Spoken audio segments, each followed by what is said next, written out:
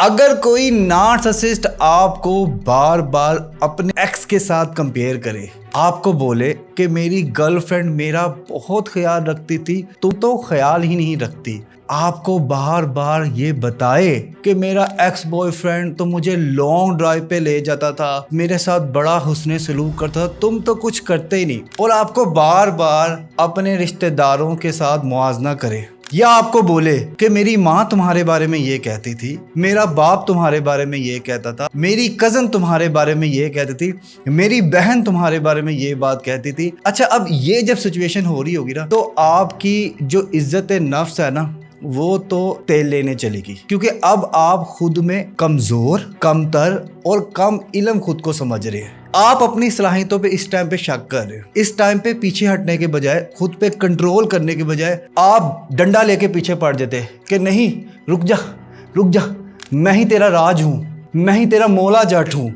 मैं ही तेरा जेन बॉन्ड हूँ, वापस आ जा, देख मैं तेरे लिए कितना कुछ कर सकता हूँ। अब इस सूरत हाल में होता ये है कि अल्टीमेट जाके वो जो नेक्स्ट पर्सन होता है वो आपके साथ रूड बिहेव करना शुरू कर देता है, वो नेक्स्ट पर्सन आपको ब्रैडली ट्रीट करना शुरू कर देता है, क्योंकि वो कहता है कि सारी की सारी गलती तुम्हारी है, सारा का सारा कसूर तुम्हारा है, मैं इस सब में इन्वॉल्व नहीं थी, तुमने मेरी ज़िंदगी जहन्नुम बना दी है, तुम ही थे जिसकी वजह से आज मैं इस मकाम पे आई हूँ। हालांकि आपकी कोई गलती नहीं, हालांकि आपका कोई कसूर नहीं, वाहिद एक गलती, एक कसूर आपका है कि आपने बदनस्ली, मुनाफिक, नार्सिसिस्ट इंसान से सच्ची मोहब्बत की है। ये तमाम का तमाम जो ड्रामा है, इसे कहते हैं नार्सिसिस्ट लोगों की मैनिपुलेशन टेक्निक, जो है ट्रायंगुलेशन।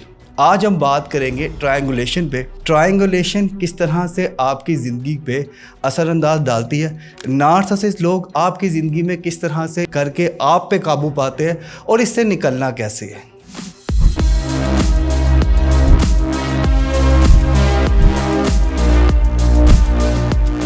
अस्सलाम वालेकुम ख्वातीन व हज़रात, मैं हूं हारून इकराम, relationship and mental wellness coach, और मैं अपने सालों के एक्सपीरियंस से आपके साथ शेयर कर रहा हूं नार्सिसिस्ट लोगों की एक मैनिपुलेशन टेक्निक, जिसका नाम है ट्रायंगुलेशन। इसमें होता यह है कि नार्सिसिस्ट लोग थर्ड पर्सन को शामिल करके आपको कंट्रोल, आपको नीचा और आपको जलील व ख्वार महसूस करवाते हैं। ट्रायंगुलेशन की जो हार्वर्ड यूनिवर्सिटी की जो डेफिनेशन है वो है, triangulation is a psychological manipulation tactic where a third party is introduced into a relationship dynamic to control, divide or validate oneself by devaluating others. से मुराद ये है, ट्रायंगुलेशन एक ऐसी जहनी चालबाजी है जिसमें थर्ड पर्सन को शामिल करके आपको कंट्रोल किया जाता है, आपकी ज़हनी सलाहियतों को जंग लगाया जाता है। क्योंकि जब थर्ड पर्सन शामिल हो गया है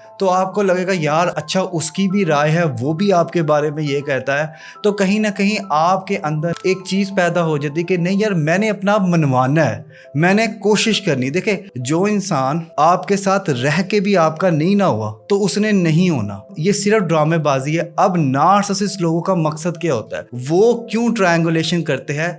देखे, एक या तो उनका कोई इस तरह का मिशन होता है, ज़्यादातर लोगों के अफेयर चल रहे होते हैं, वो उस अफेयर को छुपाने के लिए आपको कह देते हैं कि यार फलां तेरी बहन ने भी तेरे बारे में यही कहा था कि तू पागल है, फलां तेरा अब्बू तुझे मुंह नहीं लगाता, या फलां तेरी सहेली की भी तेरे बारे में यही राय है। मसला मुझे आपसे है, अब आप और मैं डिस्कस नहीं कर रहे, हो ये रहा है वो मसले की डिस्कशन अम्मी, अब्बू, चाचा, मामा, ताए को रेफरेंस के तौर पे यूज किया जा रहा है और आपको कंट्रोल किया जा रहा है, आपको नीचा दिखाया जा रहा है। आप इस टाइम पे अपनी खुद की सलाहियतों पे शक कर रहे हैं क्योंकि थर्ड पर्सन इन्वॉल्व हो गया। देखिए, जरूरी नहीं कि वो कोई लड़का हो जिसके साथ अफेयर हो, जरूरी नहीं कि वो कोई लड़की हो जिसके साथ अफेयर हो। कभी कभार वालदैन को भी एज अ वेपन यूज़ किया जाता है, बहन भाइयों को भी वेपन यूज़ किया जाता है, दोस्त अहबाब को भी वेपन यूज़ किया जाता है। अब गुफ्तगू हो रही है, 1970 की बातें लाई जा रही है कि फ़लान टाइम पे जब सूरज वहाँ से निकला था, चांद तारे वहाँ से, तब तुमने ये कहा था, तो तुम्हारे फुप्पो ने ये बोला था, तुम्हारे मामे ने ये बोला था,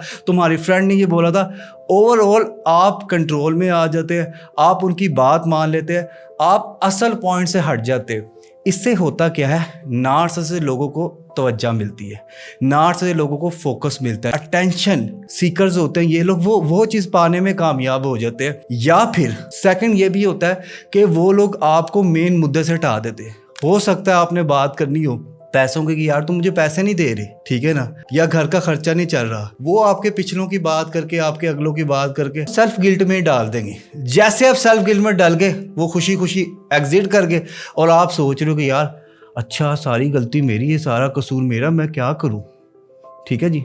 नार्सिसिस्ट लोग ट्रायंगुलेशन का इस्तेमाल क्यों करते हैं? इन 3 बातों की वजह से। पहली बात, आपको साइकोलॉजिकली तौर पे वीक महसूस करवाने के लिए, क्योंकि जब आपके जहन में कंपैरिजन डाला जाता है आप शक में आ जाते, आप वहम में आ जाते। जब भी आप शक में आएंगे, आप वहम में आएंगे, तो आपको लगेगा यार शायद मैं अच्छा नहीं हूँ, या शायद I am not good enough, I don't deserve him, मेरे अंदर कुछ कमी है, शायद मैं उसको उस तरह का प्यार नहीं कर पा रहा, शायद मैं उसको डायमंड गिफ्ट नहीं कर पा रहा, शायद मैं उसको वो गाड़ी नहीं गिफ्ट कर पा रहा, लगता है मेरा प्यार उसके लिए काफ़ी नहीं है। और ये साइकोलॉजिकली तौर पे आपको डील करने के लिए, आपको नफ्सियाती मरीज बनाने के लिए नार्सिसिस्ट लोगों की टेक्निक होती है। सेकेंड पॉइंट, नार्सिसिस्ट लोग ट्रायंगुलेशन मैनिपुलेशन का इस्तेमाल इस वजह से करते हैं क्योंकि वो आप में कॉन्स्टेंट कंपैरिजन क्रिएट करते हैं कि भाई तुम मुझ जैसे नहीं हो, तुम्हारा जिस्म सही नहीं है, तुम्हारा रंग गोरा नहीं है, तुम इतने अट्रैक्टिव नहीं हो। बंदा पूछे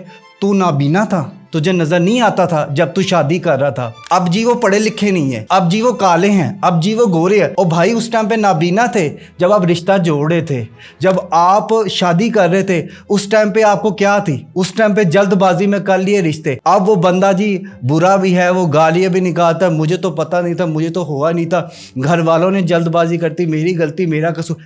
ओ भाई ये जो कॉन्स्टेंट कंपैरिजन है ना, ये आपकी जड़ें ख़राब कर देता है, ये आपके अंदर एक इन्फीरियरिटी कॉम्प्लेक्स पैदा करता है, एक इनसिक्योरिटी पैदा करता है, जिससे क्या होता है नार्सिसिस्ट को आप तवज्जो देते रहते हैं, अनलिमिटेड प्यार देते हैं, अनलिमिटेड केयर देते हैं, अनलिमिटेड अटेंशन देते हैं, जिससे वो फ़ायदा उठाते हैं। इसीलिए नार्सिसिस्ट लोग ट्रायंगुलेशन का टेक्निक इस्तेमाल करते हैं थर्ड पर्सन को लाके। थर्ड पॉइंट है ड्रामा एंड डिवीजन। नार्सिसिस्ट लोग ट्रायंगुलेशन मैनिपुलेशन का इस्तेमाल इस वजह से भी करते हैं क्योंकि वो लोग बचपन से सास बहू के ड्रामे देखते हैं, तो वो लोग क्लेशी होते हैं। वो लोग आप ये समझे कि वो थर्ड पर्सन को लाते हैं, वो माँ भी हो सकती है कि तुम मेरी माँ से ज़्यादा अच्छा खाना नहीं बनाती, या तुम मुझे मेरी एक्स से ज़्यादा प्यार नहीं करती, या तुम मुझे मेरे भाई से अलग कर रही हो। अब होता क्या है, इससे क्रिएट हो रहा ड्रामा। अब उसको बीवी से भी टेंशन मिल रही है, उसको शोहर से भी टेंशन मिल रही है, उसको माँ से भी टेंशन मिल रही है, उसको बाप से भी टेंशन मिल रही है, लेकिन आप कंफ्यूज है, आप मुसलसल बेचैनी में है, आप जो हैं वो समझ नहीं पा रहे क्या हो रहा है क्या नहीं, और सारे के सारे मज़े नार्सिसिस्ट इंसान के।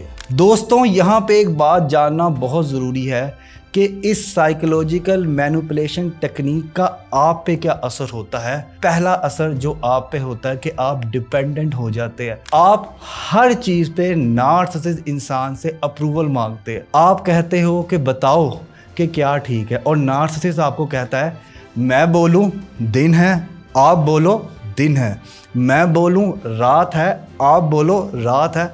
आप फैसलों पे उन पे मुनहसर करते हैं, आप खाने पे उन पे मुनहसर करते हैं, हालांकि आप सारी की सारी ज़िंदगी उन्हीं के मुताबिक जी रहे होते हैं। एंड पे भी नार्सिसिस्ट इंसान कभी खुश नहीं होता। उसने कहना तुमने मेरे लिए किया क्या है, तुम आखिर हो कौन, तुमने मेरी ज़िंदगी ख़राब कर दी, मेरे लिए रिश्ता आ रहा था, मेरी गर्लफ्रेंड थी, फलां बंदी ने मुझे अप्रोच किया, मैं इतना अमीर, मैं इतना मशहूर, मैं ज़बरदस्त। सेकंड पॉइंट है कांस्टेंट इनसिक्योरिटी। जब भी आप नार्सिसिस्ट के हत्थे चढ़ जाते हैं तो आपका क्योंकि हर वक्त मुआवजा होता है, आप एक हालत खौफ में रहते, एक फियर में रहते हैं, आपको रिप्लेस ना कर दिया जाए, आपको छोड़ ना दिया जाए, आप ट्रॉमा बॉन्डिंग में होते हैं। और जब तक ये नार्सिसिस्ट लोग आपके साथ रहते हैं, खाते हैं, पीते हैं, तब तक आप मुसलसल इसी सूरत हाल से गुजरते रहते हैं। कांस्टेंट इनसिक्योरिटी की सूरत हाल आप पे कायम रहती है। थर्ड पॉइंट है मेंटल एग्जॉशन एंड एंजाइटी।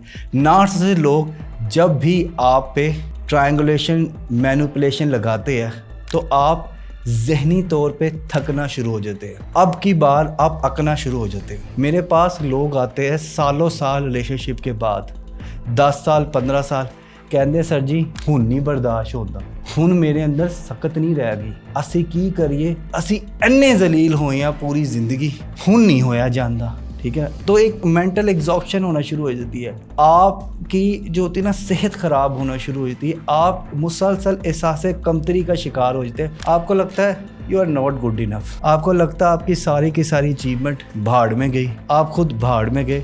मैं उस इंसान के लिए इतना कर रहा हूँ लेकिन फिर भी वो खुश ही नहीं है। मैं उस इंसान के लिए इतना कर रहा हूँ लेकिन उसके मुंह से एक मीठे बोल नहीं है। मैं उस इंसान के लिए इतना कुछ कर रहा हूँ लेकिन वो मुझे गालियाँ निकाल रहा है, वो मुझे ठुड्डे मार रहा है, वो मुझे चीट कर रहा है, वो मुझे मैनिपुलेट कर रहा है, वो मुझे मेरे घर वालों से मिलने नहीं दे रहा, वो मेरे बहन भाइयों से मुझे रब्ता नहीं करने दे रहा, वो मुझे दोस्त बनाने नहीं दे रहा, वो मेरी फ्रीडम छीन रहा है। और ये सारी की सारी चीज़ों के बावजूद आपको लगता है कि आप नार्सिसिस्ट इंसान को छोड़ नहीं सकते, आप नार्सिसिस्ट इंसान के साथ रहना चाहते हैं, आप नार्सिसिस्ट इंसान को ठीक करना चाहते हैं, आपका प्यार उसे बदल देगा, तो ऐसा नहीं है। जिन्हें प्यार ने बदलना होता है वो बहुत पहले बदल चुके होते हैं। 10 साल 15 साल 20 साल बाद इंसान ढीठ ही होता है और कुछ नहीं होता। अब आपने नार्सिसिस्ट लोगों की ट्रायंगुलेशन से निकलना कैसे है? पहला तरीका इमोशनल डीअटैच। नार्सिसिस्ट लोगों की चाल से निकलने का तरीकाकार बेहतरीन ये है कि देखिए जो भी सच्चाई है ना नार्सिसिस्ट लोगों की, वो उनकी सच्चाई है, आपकी नहीं। मैं आपको ना पंजाबी में एक मिसाल दे के समझाता हूँ। आपने इमोशनल डीअटैच कैसे करना है और किस तरह से आप अपनी ज़िंदगी को बेहतर बना सकते हैं। पंजाबी वर्जन ले। कुत्तियां नू भौंकन दिओ, तानू कुत्तियां नाल भौंकन दी जरूरत कोई नहीं है, ਉਹ ਆਪੇ ਭੌਂਕ ਕੇ ਆਪੇ ਚੁੱਪ ਕਰ ਜਾਓ। ਤੇ ਤੁਹਾਡਾ ਕੰਮ ਇਹ ਹੈ ਕਿ ਉਹਨੂੰ ਕਹੋ ਆ ਟੋਮੀ ਤੈਨੂੰ ਰੋਟੀ ਪਾਵਾਂ, ਤੇ ਰੋਟੀ ਪਾਓ ਤੇ ਨਿਕਲ ਜਾਓ। ਤੇ ਇਹ ਸਾਰੀ ਗੱਲ ਨਾ ਕੁੱਤਿਆਂ ਲਈ ਨਹੀਂ ਸੀ, ਸਮਝਦਾਰ ਦੇ ਲਈ इशारा ही काफ़ी। सेकंड पॉइंट है बाउंड्री स्टेटमेंट। देखिए जब भी नार्सिसिस्ट आपको किसी दूसरे के साथ कंपैरिजन करे, कहे कि तुम मेरे एक्स की तरह नहीं हो, तुम मेरे फ़लाँ की तरह नहीं हो, या मेरे फ़लाँ इंसान ने ये बात की, तो आपने एक बाउंड्री सेट करनी है। ठीक है ना। मिसाल लीजिएगा, अगर नार्सिसिस्ट आपको बोले कि मेरा एक्स तो इतना ज़िद्दी नहीं था, मेरा एक्स तो सारी बातें मान जाता था, तुम नहीं मानते, तो आपने उसे साफ कह देना है, to the point, straightforward, कि देखें अगर आपको अपना एक्स इतना ही याद आ रहा है, वो इतना ही परफेक्ट है, तो आप जा सकते हैं और आपका जाना ही बेहतर है। उस टाइम पे आपने ये बात बोलने के बाद उठ के आ जाना है। ठीक है ना, रुकना नहीं वहाँ पे, क्योंकि आपका जो पावरफुल इम्पैक्ट होगा ना वो इसी तरह होगा कि जब आप बाउंड्री सेट करेंगे। बाउंड्री सेट करने का मतलब ये है कि आप उसे बताओ कि ये रवैया, ये मजाज, ये गुफ्तगू, ये अल्फाज बर्दाश्त नहीं किए जाएंगे। जब मैं हूँ तब मैं ही हूँ, सेकंड पर्सन नहीं आना चाहिए। अगर सेकंड पर्सन इतना ही याद आ रहा है तो जा सिमरन, जी ले अपनी ज़िंदगी, निकल जाओ, वो रहा दरवाज़ा, जाओ। नार्सिसिस्ट लोगों की ट्रायंगुलेशन मैनिपुलेशन टेक्निक से बचने का आखिरी तरीका है कन्वर्जेशनल रीडायरेक्ट। से मुराद ये है कि जब भी आपको लगे कि थर्ड पर्सन इन्वॉल्व हो रहा है तो आपने उनको रीडायरेक्ट कर देना है टुवर्ड्स मेन पॉइंट। मिसाल लीजिएगा, अगर नार्सिसिस्ट आपको बोले कि मेरी अम्मी कहती है कि तुम बात बात पे रूठ जाते हो, अब आपने उसको रोकना है, उसे कहना देखें मेरी बात सुने, ये बात आपकी और मेरे में है, इसमें एक मैं शामिल हूँ, एक आप शामिल हो, थर्ड पर्सन की राय को लाके हमारा रिश्ता ख़राब होगा, इसके अलावा कुछ नहीं होगा। अगर आपने बात करनी है तो मुझसे मेरी ज़ात के मुतालिक या अपनी ज़ात के मुतालिक बात करें, तीसरे इंसान को शामिल ना करें। सेकंड मिसाल लीजिएगा, अगर नार्सिसिस्ट आपको बोले कि मेरा एक्स मेरा बहुत ख्याल रखता था, तुम्हारी तो शिकायतें ख़त्म नहीं होती, ठीक है ना, तुम तो गिले शिकवे करते रहते हो, तो आपने तो साफ सीधा कहना है कि देखें ये बात है सेल्फ रिस्पेक्ट की। अगर वो इतना ही प्यारा था तो वो अब कहाँ पे है, ठीक है, और अगर वो अब नहीं है तो इसका मतलब मैं यहाँ पे हूँ, तो मुझसे या तो मेरे मुतालिक बात करेंगे या मुझे जाने दे, मेरी जान छोड़ दे। ये आपने स्ट्रेट फॉरवर्ड कहना है। अगर आप नहीं कहेंगे तो आपकी बात नहीं बनेगी। एक और मिसाल लीजिएगा, जब आपको कहे कि जी मेरे दोस्त कहते हैं कि तुम छोटी छोटी बातों पे ओवर रिएक्ट करते हैं, तो आपने उसे कहना है देखो मैं आपके दोस्तों को नहीं जानता, ठीक है ना, और ना आप मेरे दोस्तों को जानते हैं। तो दोस्तों को बीच में लाना सिर्फ और सिर्फ रिश्ता ख़राब करेगा, इसके अलावा कुछ भी नहीं। जो मेन बात है वो करो, क्या गिला है, क्या शिकवा है, क्या शिकायतें, मेरे साथ बैठो, मैं तुम्हारे साथ बैठा हूँ, बोलो मैं सुनूंगा, बोलो मैं समझूंगा, बोलो मैं महसूस करूंगा। हम दोनों इस मसले का हल बेहतर निकाल सकते हैं, तीसरे इंसान को शामिल करने की ज़रूरत नहीं है। दोस्तों, अगर आप नार्स से लोगों की मैनिपुलेशन से तंग है, अब की बार आप थक चुके हैं बल्कि अक चुके हैं, आपको समझ नहीं लग रही कि आपने नार्स से लोगों से किस तरह से डील करना है, क्या करें, आपका माइंड बंद हो चुका है, सोच आप नहीं पा रहे, शक और शुबात में आप है, और अगर आपको समझ नहीं लग रहा कि क्या रास्ता इख्तियार किया जाए, तो मुझसे काउंसलिंग लें। 1-on-1 ऑनलाइन काउंसलिंग लेने के लिए प्रोफाइल में दिए गए नंबर पर रब्ता करें और अपना सेशन बुक करें। मैं आपकी बात सुनूंगा, समझूंगा और आपको बेहतरीन मशवरा दूंगा जिससे आपकी ज़िंदगी में खुशी और सुकून लौटेगा। तो अभी बुक करें नीचे दिए गए नंबर पे या प्रोफाइल में दिए गए नंबर पे रब्ता करके 1-on-1 ऑनलाइन पेड सेशन, और लाइक कीजिए और सब्सक्राइब कीजिए हमारे चैनल को, और साथ ही साथ दबाइए बेल के आइकन को ताकि आपको मिल सके हमारे चैनल की हर new update. Thanks for watching.